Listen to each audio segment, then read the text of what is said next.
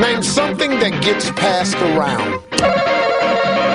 A joint. A joint. Now, streaming live on the Marijuana Agenda. Oh, really? What are you people? On dope? It's time for Toker Talk Radio. Hey, this is great, man. The voice of the Marijuana Nation. Marijuana is listed as a Schedule 1 drug. That is absurd. Call in now at 650-LEGAL-MJ. That's 650-534-2565. What's to keep somebody from getting all potted up on weed and then getting behind the wheel? Hey, man. Am I driving okay? Toker Talk Radio is your chance to make your voice heard in the Marijuana Nation. They're walking on their pants with their cap on backwards, listening to Enema Man and Snoopy Poop Dog. Send that message with clarity that good people don't smoke marijuana. Now let's get to Toking and Talking with your host, Russ Belville. Welcome back, everybody. Glad to have you here on a beautiful Friday in Portland, Oregon, where it is hot outside. Yeah, it's cool in here. We got air conditioning at Delta 9 House and Studios, but it is hot outside. And speaking of Delta 9, we got some new swag for Delta 9 House, and I like this card because of the green on it. You can see through our green screen, but we got new cards for Delta 9 House. If you are interested in coming to the Portland area to experience legal marijuana, please get online to Airbnb. You can find us at indica.delta9.house. That's DELTA number 9. Indica.delta9.house and sativa.delta9.house. We have two different rooms, both with queen beds, locking doors so you can have your privacy, empty closets. You can put your stuff up if you want. We've got a beautiful, spacious, immaculate bathroom with dual sinks and a tub shower. We got air conditioning. We got cable, HBO, high-speed Wi-Fi. Did I mention we have marijuana? We have a dab station. We got all the stuff you need. We got a pot shop 6 blocks away. We got 4 chickens in the backyard. We got breakfast in the morning. Folks, summertime is happening, and these rooms are going to go quick. So if you want to head out here and watch me do this show live, you can check out our studio even. Sign up now. You can find our Facebook page at delta9.house or delta9house.com. All right, as we start off the show today, interesting note that I got coming across the wires. I still have wires. I'm old school, right? From Cointelegraph.com. And these guys are all about Bitcoin and cryptocurrency, right? So it's a blog for this Bitcoin stuff, which I don't entirely understand, but I do know basics of what it is. Cryptocurrency is you are basically buying a secret password. And your secret password is this big, long key, this big, long encryption code. And there is monetary value assigned to that. And it's stateless and it's open source kind of thing where, I don't know if open source is the right term, but it's a stateless sort of cryptocurrency where no government controls it, and its value is determined by everybody who's participating in this Bitcoin market. I'm probably butchering a description of it, but that's basically how I understand it. It's a online digital encrypted money. And currently a Bitcoin is trading for $2,727 just to get one. So when you talk about making purchases, people buy them in the 0.2s or the 0.01s, little tiny bits at a time, right? So this comes up because of the recent story with Marijuana Policy Project. They've been banking at PNC Bank, which is, they've been banking at this bank since they were formed in 1995. And so this PNC Bank has come over and said, well, it's a risk now because we know where your money comes from.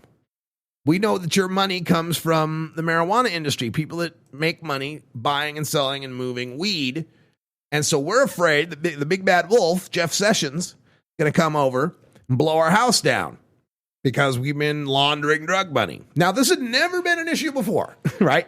Again, we're talking since 1995. So this bank went through 8 years of George W. Bush and wasn't scared enough to drop MPP's bank accounts. But now, under the Sling Blade Hobbit, they're running for the hills. They're scared to death that MPP, by promoting legalization and getting money from those who in their state make their money legally for marijuana could set them up to a risk. So there's an article on this Cointelegraph about, U.S. cannabis group denied banking. Time for Bitcoin? ? And it discusses, how this might be a situation where these, more and more of the cannabis industry groups are going to feel this pressure. It's like, all right, look, if you're not going to give us banking, we'll jump on the Bitcoin bandwagon. We'll just do it all digital cryptocurrency. How you like me now? Now, I, again, obviously don't know enough about Bitcoin to give you an informed opinion as to, is this a good idea? I can give you my reading of what experts are saying about this. Now, here's I'll give you a good one and a bad one, okay? A pro and a con. Should MPP, normal, DPA, and major cannabis groups, like the River Rock in Colorado and the big boys in Washington and Colorado and California, should they switch over? Maybe not switch over, but start to increase their use of cryptocurrency, things like Bitcoin. Is that a good idea? So here's one perspective, is a good story on this blog at Cointelegraph.com. Alibaba would accept Bitcoin before Amazon, Google. Now, Alibaba, if you don't know what that is, Alibaba is a trading website out of China. It's basically how a lot of American companies are outsourcing their production through China and getting goods imported and exported out of China into China, back and forth. It's just basically an online hub for major industrial-sized Chinese manufacturing, I guess. I could be wrong on that too. But anyway, Alibaba is considering joining up with... by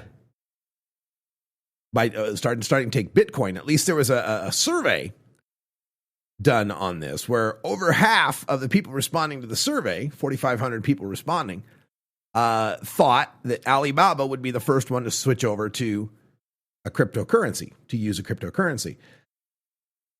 According to the Post, recent noises from the Alibaba ecosystem may well have informed the outcome, with a Japanese move set to make Bitcoin payments an indirect option for the site in the future. And Czech retail giant Alza revealed this week customers could even use the virtual currency to buy a Tesla electric car. So if we're getting these large industries signing on to Bitcoin, that bodes well, right? That bodes well for MPP and these other groups in the cannabis industry to switch over to a cryptocurrency, and that would, increase its legitimacy if you got a big company like a Facebook or a Google or a Alibaba signing on to that. Now, on the other hand, another post, these are all today. These are all posts from today. Another post from today says, Bitcoin in 2017 has most elements of bubble, according to Forbes. Forbes has declared Bitcoin's 2017 price growth, quote, has most of the elements of a bubble, end quote, and will ultimately burst. Drawing similarities with conventional financial asset bubbles, this expert writes that huge adopter interest will preclude a mass exodus, leaving hardly any value at all. Quote, investors who have been around Wall Street long enough know all too well that when money becomes tight and investment promises aren't fulfilled, bubbles and manias end, and millions made are lost much faster than they were made, and then some. And there has been talk in the cryptocurrency community that this price, as it approaches beyond $3,000 a Bitcoin, Vinny Lingham, a commentator on the issue, says above 3,000, and you're going to produce extreme volatility in Bitcoin. So that bodes poorly for MPP switching over to Bitcoin. I'll read up on the subject, and I appreciate any sort of posts or commentary people can direct me to through our community page, which we're troubleshooting in our chat room. We're trying to figure out what's going on with that. When we return, we're going to talk about the fentanyl-laced marijuana rumor. You're listening to the Marijuana Agenda with Russ Belville. Looking for the 420 friendliest way to visit beautiful legal Potland, Oregon? I'm Lori Duckworth, inviting you to come stay with us at Delta 9 House and Studios. You get your own private room with queen bed and access to our high-speed Wi-Fi, premium entertainment system, and more. We'll even cook you breakfast. Look us up on Facebook at Delta 9 House. That's facebook.com/Delta9House. Delta 9 House is booked through Airbnb.com. City of Portland permit number 17-159855.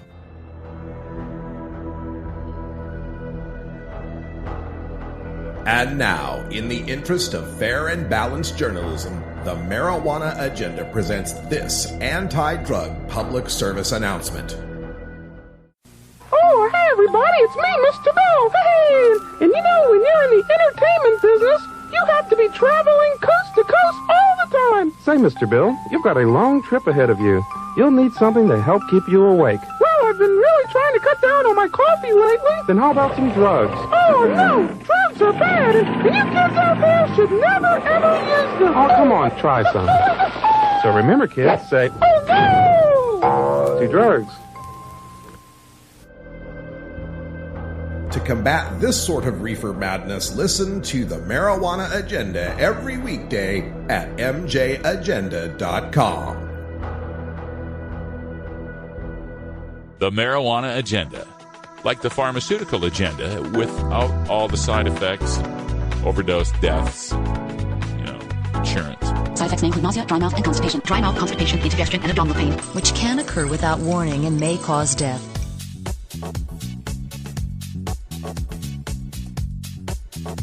I'm Russ Belville from the Marijuana Agenda. Join me every 4 weeks for the UK Cannabis Chronicle from the UK Cannabis Social Clubs.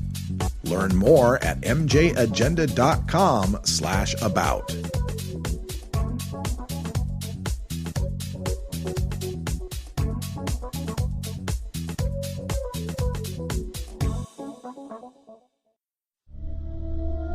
Marijuana is an addictive drug which produces in its users insanity, criminality, and death. Marijuana is the most violence-causing drug in the history of mankind. If the hideous monster Frankenstein came face-to-face with the monster of marijuana, he'd drop dead of fright. It's not easy trying to debunk 80 years of anti-marijuana propaganda in a 1-hour podcast, but let's try. It's time for the Marijuana Agenda's Reefer Madness Debunked. All right, so we reported on the story that come out of WLWT television in Cincinnati, Ohio. A story that broke news on Monday about reports by the county coroner there in Hamilton County. That's Dr. Lakshmi Samarko, who stated that they'd had problems with marijuana laced with fentanyl being found in Cincinnati. With respect to the overdose deaths happening, the opioid crisis has rocked Cincinnati and the region, and that scare was drummed up that there's fentanyl-laced marijuana, and spokespeople told folks, don't do any street drugs, we don't know what's in them, you can never know what's in them, don't do the fentanyl-laced marijuana. And this story went viral. We saw it in news organizations across America and around the world. Hundreds of reports on the fentanyl-laced marijuana. Oh my God, the fentanyl-laced marijuana. Now, we've had this story before, and nobody's ever been able to produce any fentanyl-laced marijuana. Look, here's the bag. We took this bag of marijuana in to the lab, and the lab results show there's fentanyl on this marijuana. But the story went viral. The whole world got to talking about the dangerous fentanyl-laced marijuana. Just like we've heard the stories of the PCP-laced marijuana and the formaldehyde-laced marijuana and so forth. Now, that's not to say that some people might not do that. People might indeed do that. People mix drugs all the time. It's not to say that someone might not buy some fentanyl and some marijuana and use both, or even combine both. It's entirely possible. The formaldehyde-dipped blunts, we've heard of all of that. People can do those things. The question is the marijuana being tampered with, the fentanyl put into it by the dealer, not by the user? And to that point, we never find any evidence that this has ever happened. So today, Report comes out in the InsiderLouisville.com, one of these blogs, Insider Louisville, by Joe Sonka, just this morning with the headline, "No, people are not fatally overdosing on marijuana laced with fentanyl in this region." Contrary to reports by news organizations around the country, the Hamilton County Coroner's Office in Cincinnati tells Insider Louisville that they do not know of any cases in which a person has fatally overdosed by using marijuana that is laced with fentanyl, the powerful opioid that is at least 50 times more potent than heroin and causing a spike in overdoses in the region. The myth appears to have been started with a report by Cincinnati station WLWT, which covered a press conference held by Senator Rob Portman, the Republican for Ohio, and Hamilton County Coroner Dr. Lakshmi Samarko on Monday about the increasing threat of opioid addiction and overdoses. At that event, Samarko said that her office had seen fentanyl mixed with other drugs like cocaine and marijuana, which WLWT ran with the headline, "Hamilton County Coroner, we have seen fentanyl mixed with marijuana." Along with claiming, Samarko stated that synthetic opiates like fentanyl have been found in marijuana. Since that report was published, news organizations and websites across the country have run with the alarming headlines about marijuana supplies being laced with the deadly opioid fentanyl, including the Daily Caller and Salon, only serving to amplify similar rumors posted on social media. However, Andrea Hatton, an administrator with the Hamilton County Coroner's Office, tells Insider Louisville that WLWT misinterpreted the coroner's remarks and, quote, created a lot of confusion, end quote. Hatton explained that the office runs blood screens as part of the autopsy process in suspected overdose cases, and they often find several different drugs in a person's system. But just because two different drugs are present does not mean they were taken together, as the original report had implied. Quote, "We in Cincinnati have not, in fact, seen fentanyl-laced marijuana. There are no reported cases of it," end quote. Jefferson County Coroner Barbara Weekly-Jones also told Insider Louisville that she had not heard of any fentanyl-laced marijuana in Louisville. So, once again, we have this scare going viral. Like Mark Twain said, a lie is halfway around the world before the truth managed to get its pants on, right? Do you think this correction is going to go viral? Do you think this is going to be picked up by Salon, is going to be picked up by Daily Caller, going to be picked up by these news stations and Facebook posters around the country as much as the other one? At what point does this become the dreaded fake news? Like the one that the Pope had endorsed Trump that got hundreds more likes and forwards than the retraction that said that was bullshit. Yes, there are problems with fentanyl being laced into heroin. What people don't understand when they write these stories is that drugs do different things. There's a reason why there's not just one drug and people do that drug. There's lots of different drugs because people like different experiences, different flavors, different experiences. Fentanyl-laced marijuana would be as popular as pickle-laced chocolate chip cookies. Pickles are great. Don't get me wrong. Love pickles. Chocolate chip cookies are great. You don't really put the two together. They don't really work together. Fentanyl and marijuana don't. That's not what someone's looking for. Someone who's looking for fentanyl, wants opiate. Weed just gets in the way. Someone who wants weed certainly doesn't want fentanyl, doesn't want to be knocked out like that. They just want to get a little high. The ignorance of some of the media reporting on drug issues that can be so easily corrected by listening to this podcast, doing just a little bit of relationship building, of actually talking to drug users and understanding why we consume what we consume. And to understand that if you're a dealer, the last thing you want to do, if you're a weed dealer, the last thing you want to do is push your clientele away by providing them a product that kills them. People that want marijuana like it because it's safer. They like it because it doesn't have the chance of killing them by an overdose. If 4 or 5 people drop off from a fentanyl-laced marijuana overdose, that dealer's done. People aren't buying his weed anymore. That makes no sense. Now, the heroin and the fentanyl makes a little sense because people are looking for that opiate high, and you could take cheap heroin and boost it with fentanyl. Sure, that makes some sense. Well, Lottie frickin' God! All right, that sound means it is 4:20 here in the Pacific time zone, in the middle of a heat wave on a Friday in the summertime. Couldn't be much better. Oh, yes, it could. I could have a joint. Let me go take care of that. We'll be right back after this.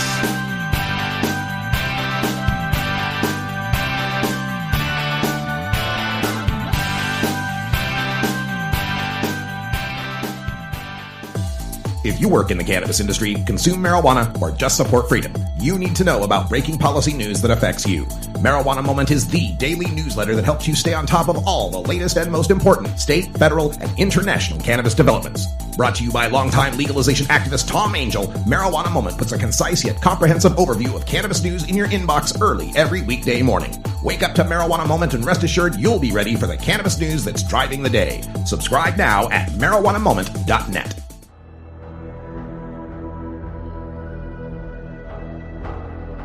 And now, in the interest of fair and balanced journalism, the Marijuana Agenda presents this anti-drug public service announcement. I helped murder families in Colombia. It was just innocent fun. I helped kidnap people's dads. Hey, some harmless fun. I helped kids learn how to kill. I was just having some fun, you know. I helped kill policemen. I was just having fun. I helped the bomber get a fake passport. All the kids do it. I helped kill a judge. I helped blow up buildings. My life, my body. It's not like I was hurting anybody else. To combat this sort of reefer madness, listen to the Marijuana Agenda every weekday at mjagenda.com.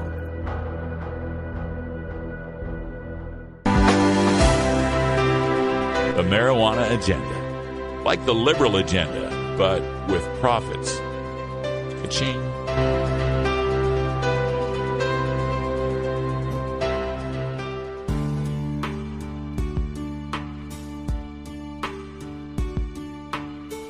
I'm Russ Belville with the Marijuana Agenda. Join me every 2 weeks for Cannabis Q&A with Dr. Mitch Earlywine from the Burning Issues podcast on CannabisRadio.com. Learn more at mjagenda.com/about.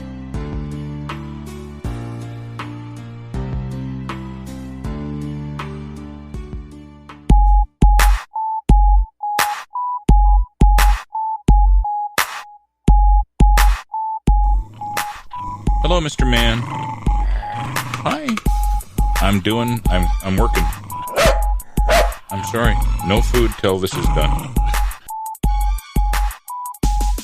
It's time for Toker Talk Radio, the voice of the marijuana nation. Call in now at 650-LEGAL-MJ. Welcome back, everybody. I hope you had a great safety break. And no, this is not a cigarette. This is a joint. I got a machine. Rolled it nice and tight. I wanted to talk about the nation of Canada, because Canada has just released guidelines for the safer use of marijuana. This is from their health department, the Canadian Research Initiative on Substance Misuse. They released these guidelines about how to smoke pot safely, how to use pot safely. Dr. Benedict Fisher was the senior scientist at the Center for Addiction and Mental Health in Ontario. He led the development of these guidelines. He said, quote, "Factual science-based information can provide guidance to cannabis users to make choices that reduce both immediate and long-term risks to their health," end quote. So let's take a look at these guidelines, which will impact numerous Canadians. 10% of adults and 25% of teens have said they've used marijuana in the past year in Canada. This should be legalized July of 2018, according to the timetables. So here are what the Canadian guidelines say. Avoid using marijuana at a young age. Using marijuana before age 16 increases the likelihood of developing health, educational, and social problems according to the guidelines. Therefore, people should avoid using pot in their teen years. In general, the later in life a person starts using cannabis, the lower their risks of problems will be.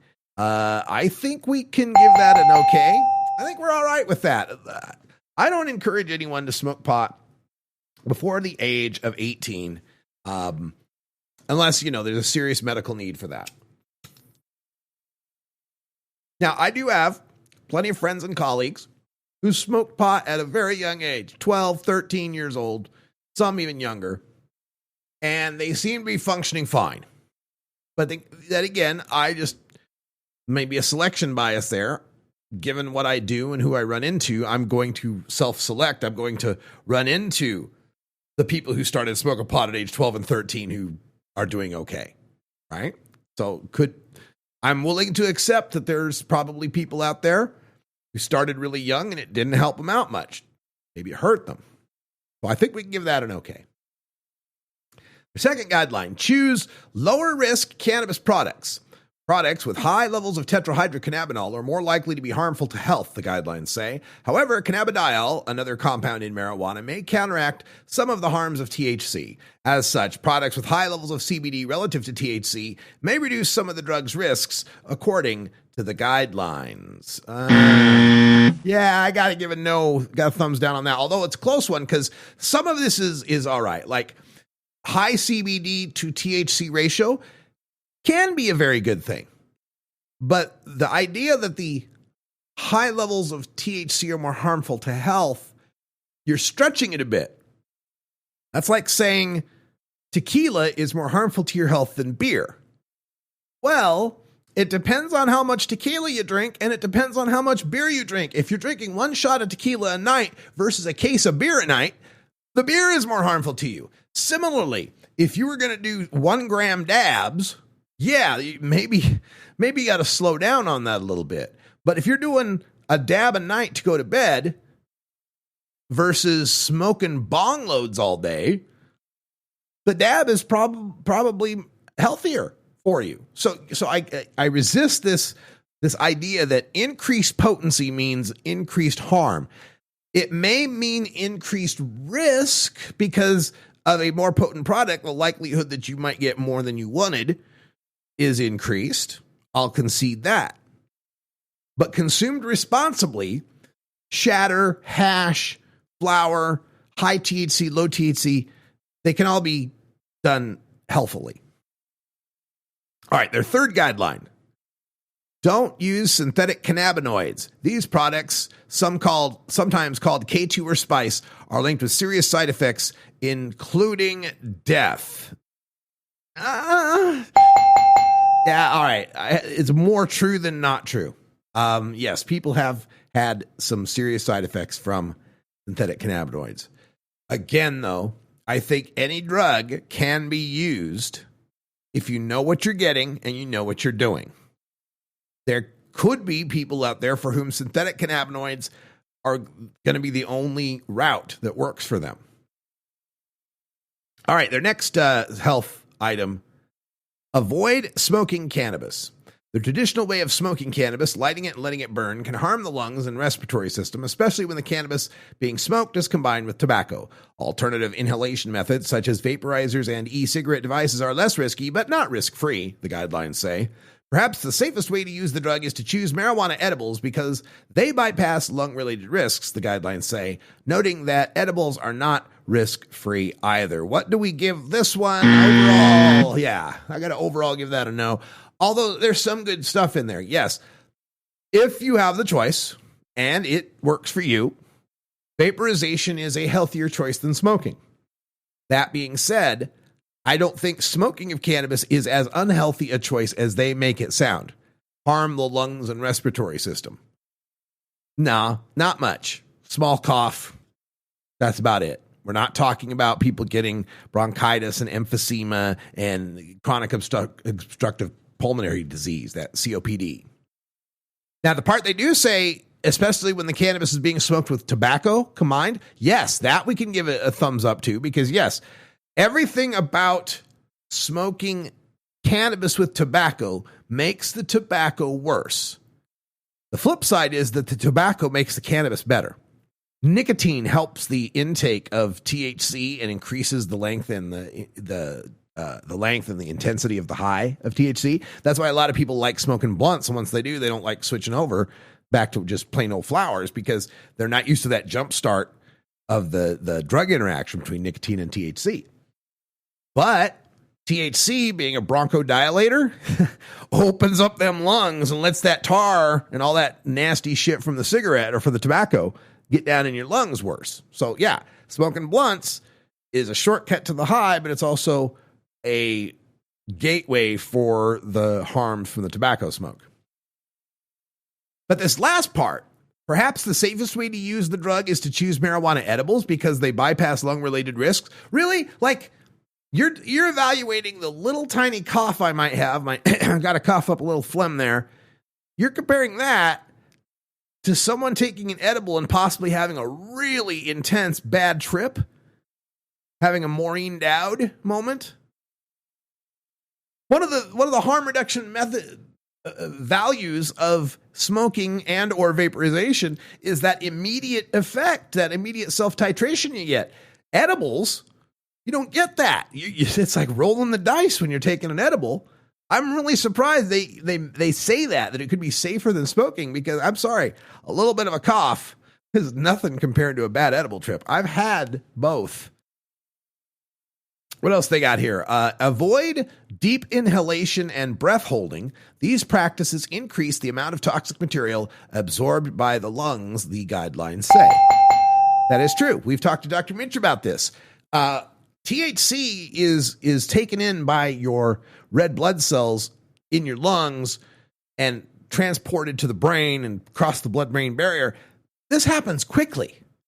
Like when you inhale, you take your hit, like on the way in, the THC is being grabbed, right? You don't need to hold it like as if blood cells are in a line, trying to get their little THC. Well, if I hold it for 15 seconds, then all the blood cells, hell, by the time you've held it 3 seconds, you've gotten all the THC out of it. You're not getting any gain by holding it longer than that. No reason to take these lung buster hits. All right, the next guideline, limit cannabis use. Using cannabis frequently, for example, every day or almost every day, is linked with higher risks of health and social problems. To lower their risks, marijuana users are advised to aim for occasional use, such as on weekends or 1 day a week at most, the guidelines say. I have to say, no. This is a bad default guideline to be giving out because, number one, there's all sorts of people who are medical cannabis patients for whom they need to be using all the time. And for two, look at me. My God, I'm running an Airbnb. I'm contributing to 5 different writing outlets. I do a 2-hour show every weekday. I'm soon going to be driving for Lyft. I travel the country and speak at events. I mean, and I accomplish this smoking marijuana every day, multiple times. This can differ for different people. And this assumption that there's higher risks of social problems from frequent cannabis use is based on some junk science. It's when they take a look, they say, oh, all right, we're going to take a look at these people. Here's some people who smoked pot. And here's some people that didn't smoke pot. Well, look here.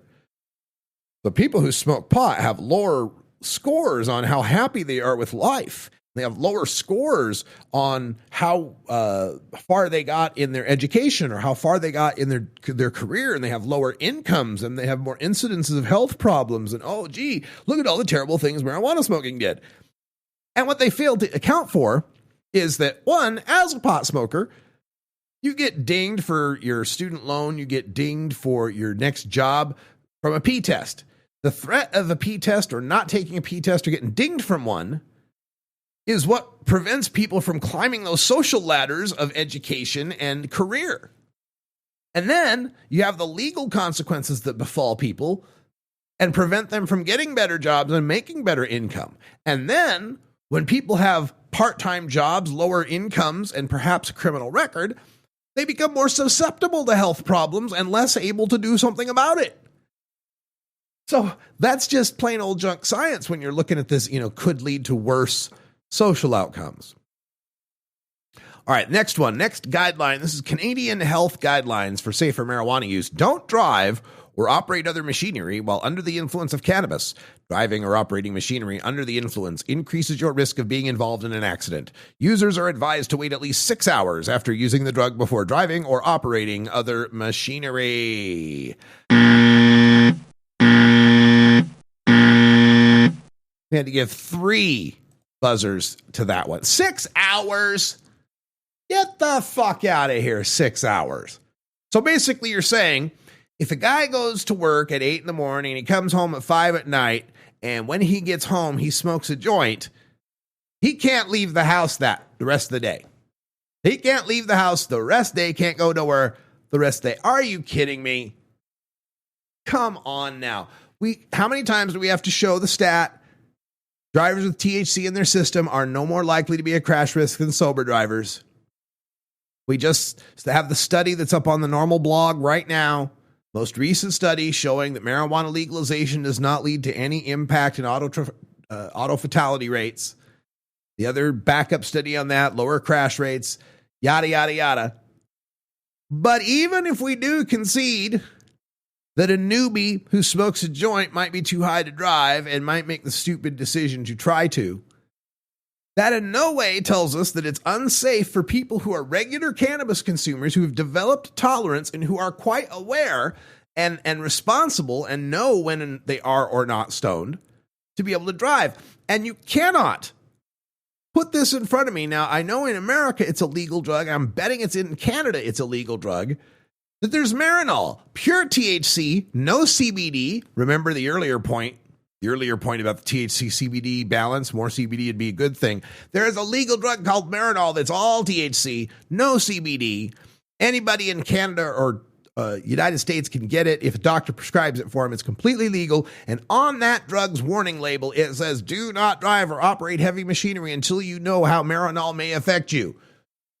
The implication being, once you do know, use your best judgment. So no, I cannot get behind a safety guideline that says don't operate heavy machinery within 6 hours of smoking pot. Give me a break.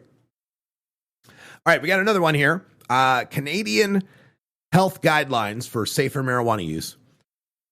Avoid marijuana use if you are pregnant or at increased risk for problems that could result from your use of the drug. People who have a history of psychosis or substance use disorder or have a family member who does should avoid using marijuana because they are at higher risk of mental health problems from the drug. Pregnant women should not use the drug because it could harm their fetus or infant, the guidelines say. Yeah, we got to give 2 buzzers for that one.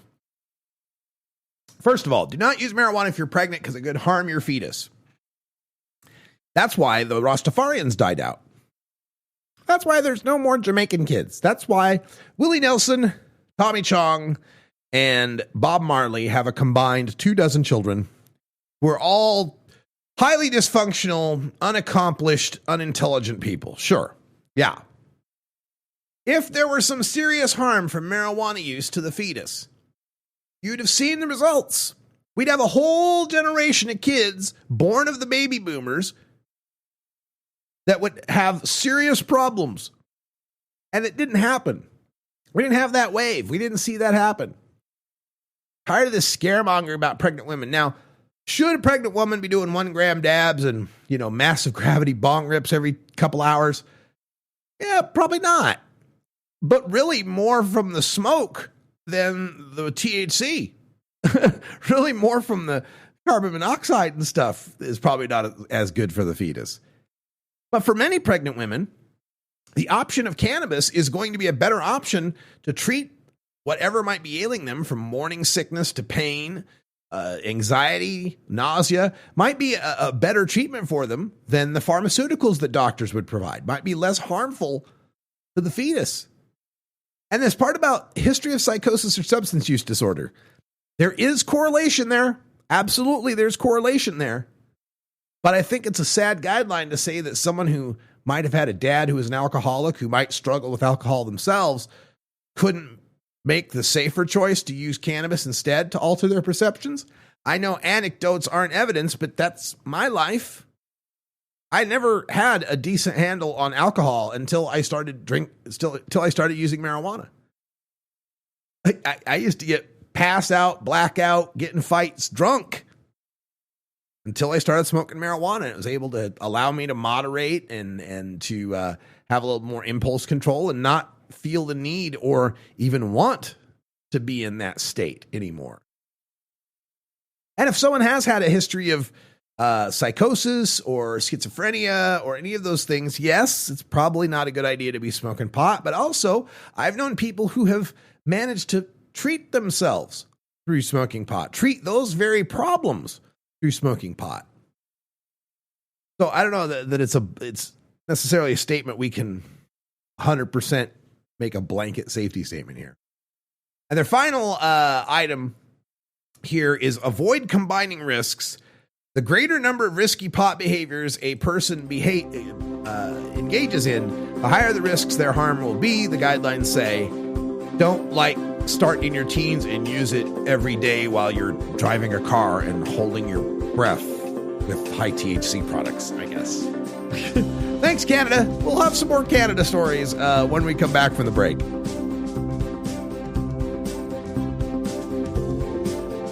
You're listening to the Marijuana Agenda with Russ Belville. New beginner guitars and banjos are often constructed much better than ones built before your time. Why struggle? Get a new instrument or fix the old one. The trusted professionals at the Fingerboard Extension will evaluate your instrument for free. Repairs are priced for people who work for a living. Stop by the Fingerboard Extension downtown Corvallis at 120 Northwest 2nd Street today, or check out its inventory on the web at fingerboardextension.com.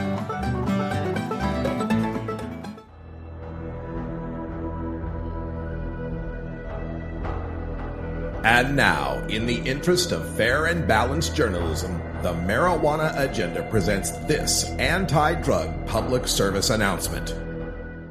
Call it what you want. It's all the same. I'm here to tell you that marijuana... Are they still trying to feed us that junk about weed?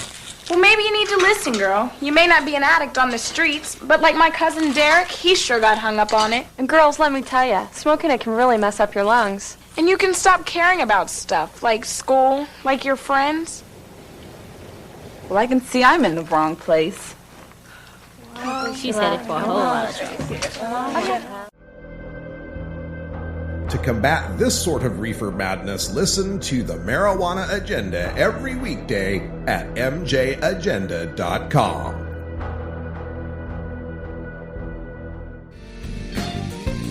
You're listening to the Marijuana Agenda with Russ Belville. It's like I picked the wrong week to quit smoking. Learn more at mjagenda.com.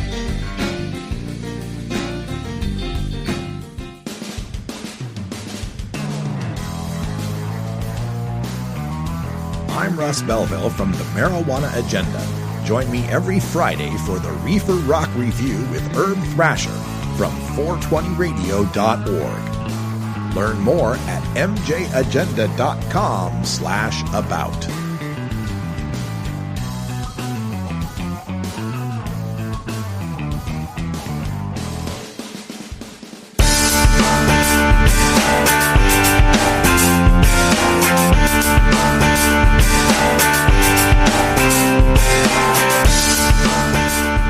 Tjena, jag heter David, PKA Dirtball. Vi ska röka hela tiden, alla år. It's time for Toker Talk Radio, the voice of the marijuana nation. Call in now at 650-LEGAL-MJ. All right, welcome back, everyone. We got another story coming out of Canada, looking to legalize Canada in summer of 2018, just a little more than a year from now. We could have legal marijuana all across the northern border of America. And the story we just told you about Canada, we follow this one up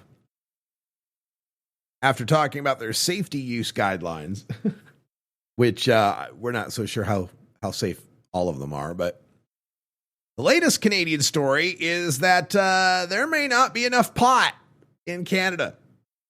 This is coming out of Bloomberg Politics, so it's pretty serious mainstream publication. The finance minister of Canada, Ontario's Charles Sousa, said they discussed a supply crunch. There's a meeting between federal and provincial officials looking at, hey, all right, we're going to have legal weed in a year. What do we got to worry about here? And one analyst said he's concerned the program could use a supply shortage as an excuse to delay rolling out the program. Sousa said, quote, ultimately, the biggest problem that appears after today's discussion is one of supply. Finance ministers were told demand is quite high for marijuana already in Canada. Quote, so we want to make certain that when we do proceed, there is a sufficient supply to accommodate the activity because what we're trying to do is curb the illicit use and organized crime that now exists around it. Now, we know what happens when you have an initial shortage. We saw this happen in Washington State when they rolled out legalization in 2012 and didn't have all the producers licensed, and it was just a big bottleneck waiting for any product to hit the shelves, and prices were around $33 a gram. So this is, you don't want to start off with super expensive prices like that because you turn off your initial customer base to the idea that legal marijuana is something they want to be a part of. There has been an increase in the inventories of licensed producers. This is through their medical marijuana program. They've been doing well at boosting that. They've got 167,000 registered medical marijuana patients as of March 31st. And the worry is that if there is this shortage, that the regulators are going to say, all right, well, let's not do it in July. Let's push it back to October. Let's push it back to November. Wait till after harvest. And that just means more arrests, more shutdowns of dispensaries, more arrests and seizures from growers. The companies out there like Organigram are pumping out 6,000 kilograms annually, are going to reach up to 26,000 kilograms by the end of 2018. And that's not going to be anywhere near enough.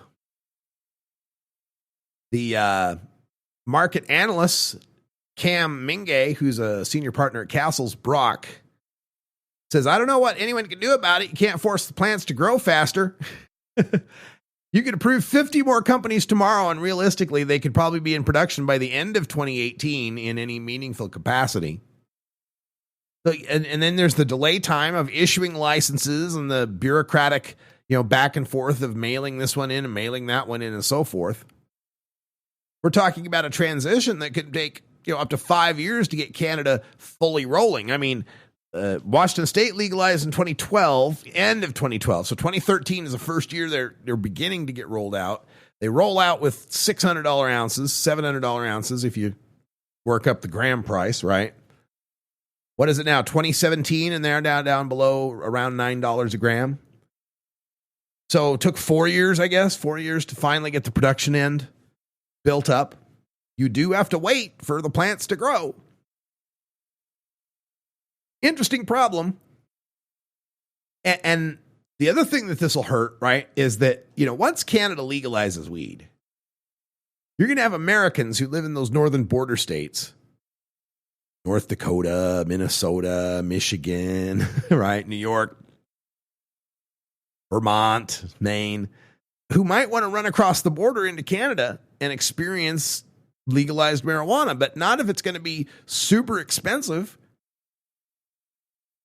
And so Canada's going to miss out on that initial wave of tourist purchase that some of the United States have gotten when they legalize marijuana. That's interesting to me. That's just really an interesting situation going on there in Canada.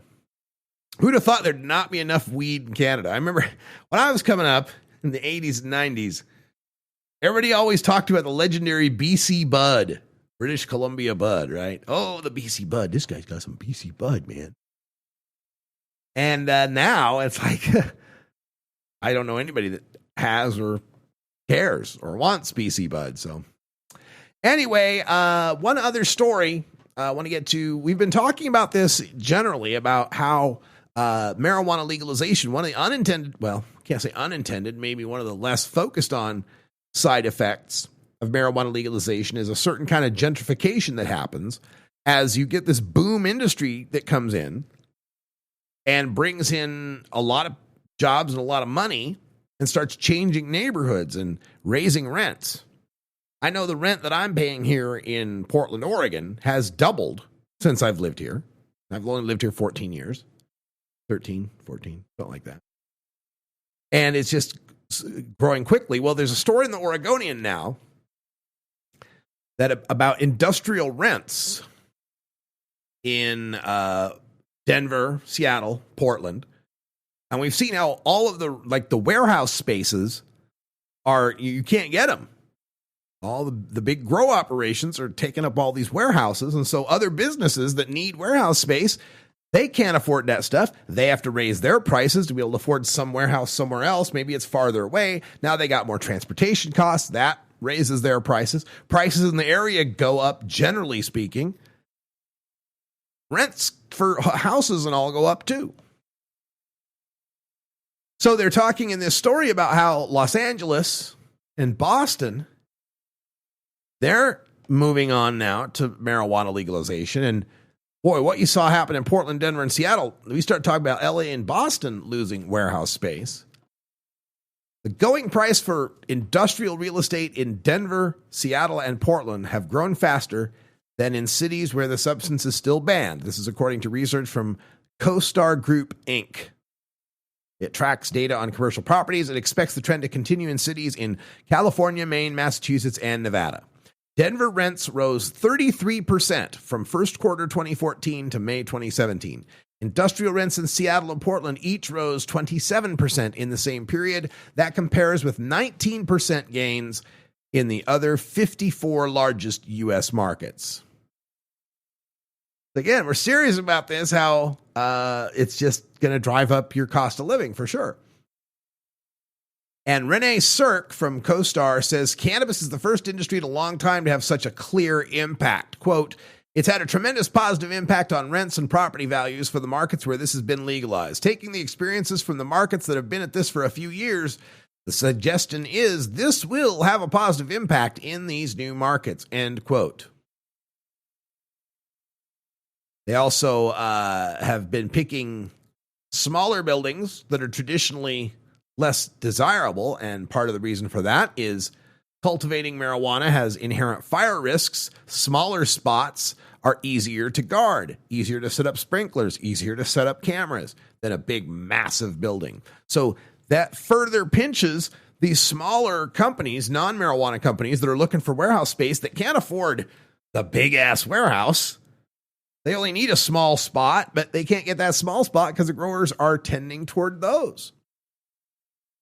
It's a fascinating story. And of course, we know cannabis is projected by Cowen and Company in this story to be a $50 billion market by 2026.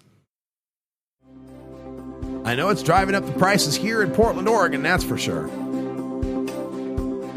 All right, we're going to take a break. When we come back, we will close up shop with a interesting story about a New Zealand girl building up immunity to a cannabis-based medication.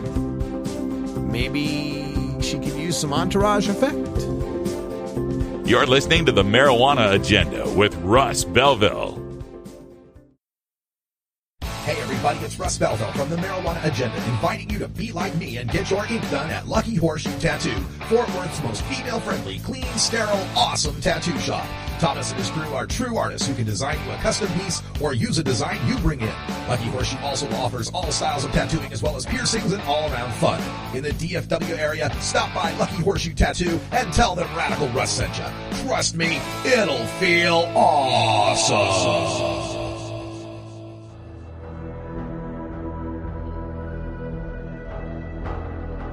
And now, in the interest of fair and balanced journalism, the Marijuana Agenda presents this anti-drug public service announcement.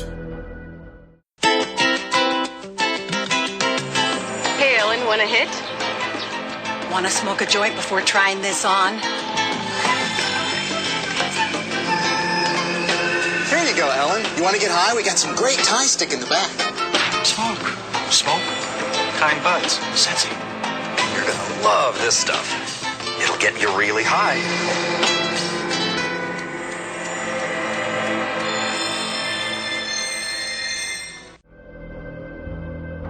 To combat this sort of reefer madness, listen to the Marijuana Agenda every weekday at mjagenda.com. You're listening to the Marijuana Agenda with Russ Belville.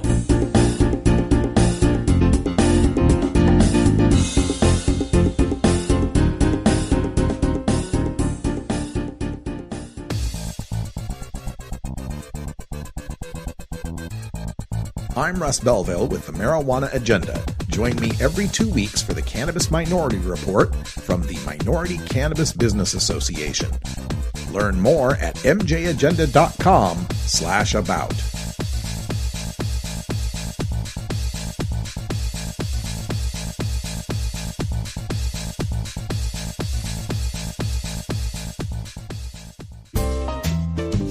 I have a package here for Radical Rick.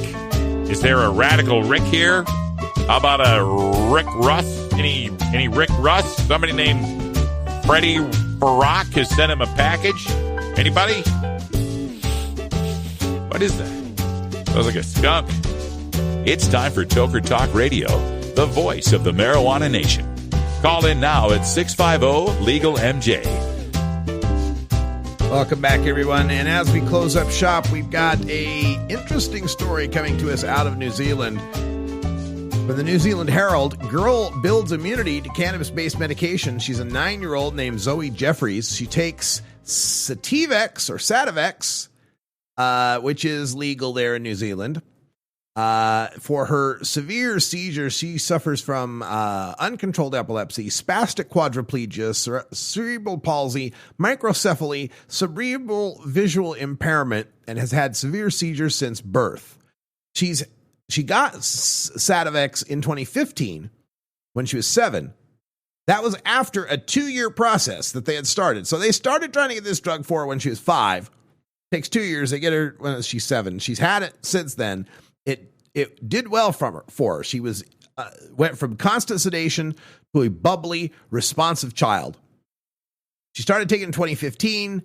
Problem is, according to her mother, quote, she's just built up a bit of an immunity to it in the last few weeks, which means she's not doing so well. She hasn't been coping well at school, so she has had the last 2 weeks off. The seizures are a bit stronger, and because the school doesn't have nurses equipped to deal with that, it's better to keep her at home, end quote. So keep in mind that the Sativex that she has to buy is $1,000 a month. $1,000 a month to buy the Sativex.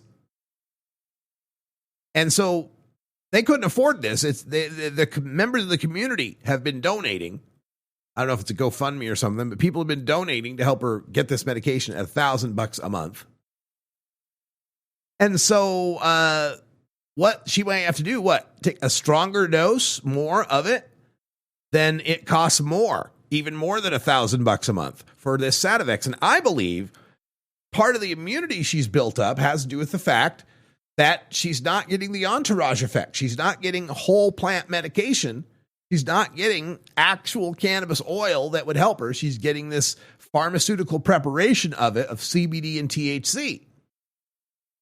This is, for one, put the girl on a whole plant cannabis regimen and let's see what happens. Can't be any worse than what's happening to her now as the Sativex is starting to wear off. But number two, it ain't going to cost the family a goddamn $1,000 a month. What the hell? Who can even think that that is a rational way of dealing with this little girl's seizures, with her quadriplegia? Oh, man, the lengths that we will go to try to stop someone from growing a plant in their backyard and gaining some euphoria off of inhaling its smoke. We'll let this little 9-year-old girl descend back into severe disability. That's all the time we got. Thanks for joining us, folks. Until next time, take care of each other, tokers. Follow MJ Agenda on Facebook, Pinterest, Instagram, YouTube, and follow MJ Agenda Show on Twitter. Learn more at mjagenda.com. You take a seed, you plant it, you grow it, you dry it, you roll it, you smoke it. You take a seed, you plant